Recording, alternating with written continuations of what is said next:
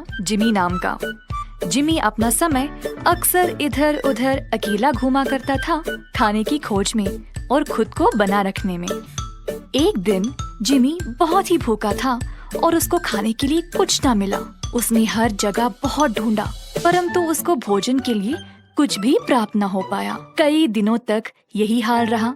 Jimmy की सारी मेहनत बेकार हो गई, क्योंकि कहीं पे भी खाना नहीं था।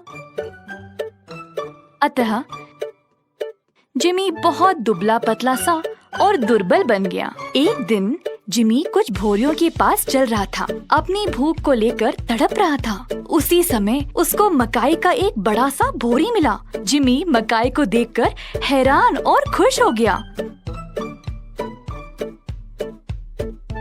टोकरी में एक छोटा सा छेद था।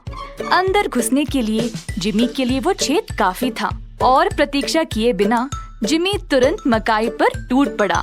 जिमी आसानी से टोकरी के अंदर चला गया और मकाई को जल्दी जल्दी खाने लगा। क्योंकि जिमी बहुत भूखा था, वह बेहद बहुत सारी मकाई को निगलने लगा।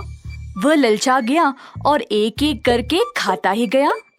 वाह, देखो तो सही, यहाँ पे कितनी मकाई है। मैं अब अगले कुछ दिनों तक का खाना भी खा लूंगा। क्या पता कल को मुझे इतना खाना मिलेगा या नहीं। जिमी रुका ही नहीं और धीरे धीरे उसका पेट बढ़ता गया। सारी मकाई खाने के बाद जिमी बहुत ही मोटा बन गया। अब बहुत देर हो चुकी थी जिमी को ये एहसास होने के लिए कि उसने जरूरत से ज्यादा खा लिया, पर जिमी बहुत ही संतुष्ट था कि वह सारी मकाई खा गया। अब जिमी टोकरी के बाहर निकलने की कोशिश कर रहा था, परंतु हो ही नहीं पाया। टोकरी का छेद छोटा था ना, तो जिमी का बड़ा सा पेट उसमें से गया ही नहीं। उसी समय जिमी को अपनी गलती का एहसास हुआ।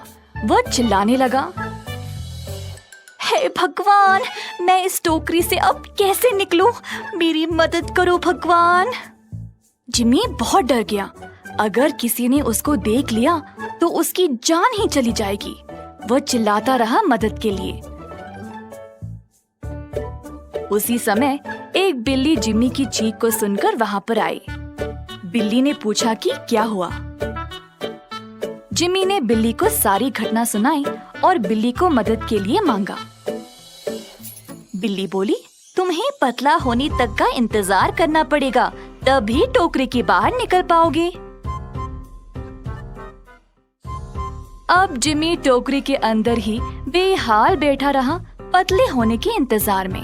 अब वह अपने पहले परिस्थिति में ही वापस पहुंच गया, क्योंकि अब उसको खुद को फिर से भूखा रखना पड़ेगा। फर्क इतना ही था कि इस बार वह टोकरी में फंसा पड़ा था। अब टोकरी में डर डर के रहने के अलावा जिमी और कुछ नहीं कर सका। इस कहानी से हमें ये सीख मिलती है कि कुछ भी अधिक अच्छा नहीं है।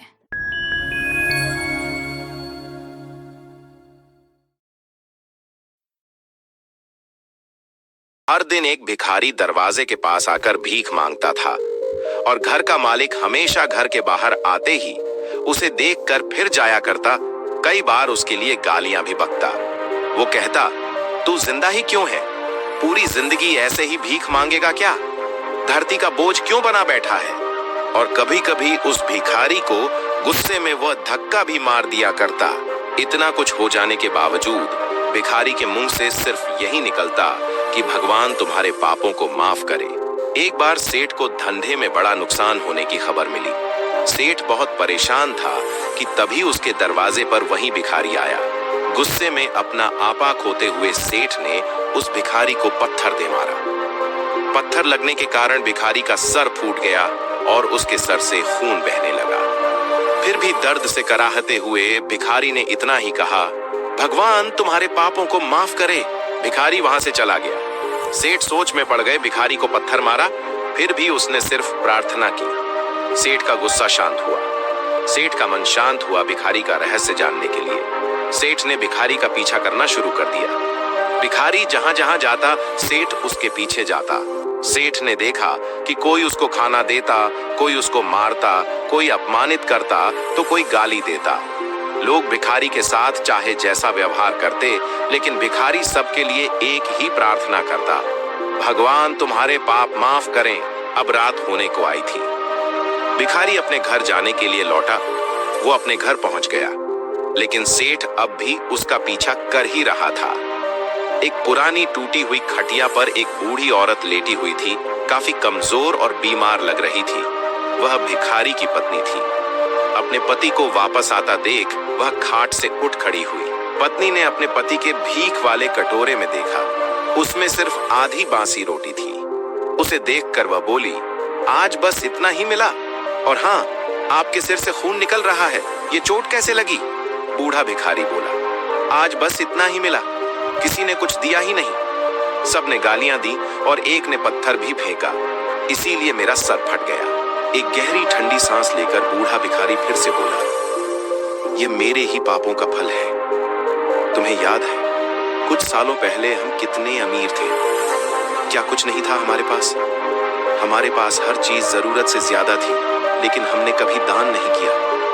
और उससे भी बुरा हमने उस अंधे भिखारी के साथ किया जो हमारे द्वार पर भीख मांगने आया करता था। बूढ़ी पत्नी की आंखों में आंसू आ गए। वह बोली, हाँ, हम उस बेचारे अंधे के साथ बहुत बुरा करते थे, उसका अपमान करते थे, उसे खाने के लिए रोटी की जगह कागज दिया करते, उसका मजाक उड़ाया करते और कभी कभी मारा भी करते। मैंने कभी उसको रास्ता नहीं दिखाया। एक बार मैंने उसके मुंह पर मिट्टी भी फेंकी थी और वह हमेशा दुखी होकर यही कहता कि भगवान तुम्हें तुम्हारे की सजा देगा, भगवान तुम्हारे पापों की सजा जरूर देगा। उसका श्राप सच हुआ और हम इस दुख भरी जिंदगी में आ गए। भिखारी बोला, हाँ, उसका श्राप सच हुआ, इसलिए मैं किसी को बद्दुआ नहीं देता। चाहे कोई मेरे साथ कैसा भी बर्ताव करे, मैं हमेशा उसके लिए प्रार्थना करता हूँ। मैं नहीं चाहता कि कोई भी हमारे जैसे जिंदगी का अनुभव करे, किसी को भी हमारे जैसे दुखों का सामना करना पड़े। वो नहीं जानते कि वह कितना बड़ा पाप कर रहे हैं, इसलिए अनजाने में हुए पाप की ऐसी सजा किसी को भी मिले मैं नहीं चाहता। सेठ वहीं पर छुपकर ये सारी बातें सुन रहा था। अब उसे सब कुछ समझ में आ गया था। भिखारी और उसकी पत्नी ने वह आधी रोटी मिल बांट कर खाएं और भगवान को धन्यवाद बोलकर सो गए। अगले दिन बड़ा भिखारी फिर से भीख मांगने गया। सेठ के घर के पास जाते हैं। सेठ ने पहले से गर्म रोटी या उसके लिए निकाल कर रखी थी।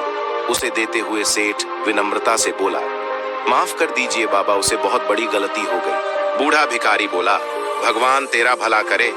इतना कहकर वह आगे निकल गया। इस कहानी से जो सीख लेने लायक है वह बड़ी ही सिंपल है कि आदमी चाहे किसी के बारे में बुरा कहे या भला करे, लेकिन भगवान सिर्फ कर्म के हिसाब से उसको फल देता है। क्या हुआ अगर भगवान नहीं दिखता है? लेकिन यह बात बिल्कुल सच है, उसके खाते में सबका हिसाब बहुत बहुत पक्का होता है। इसलिए जब किसी के लिए कुछ भी करो तो अच्छा ही करो।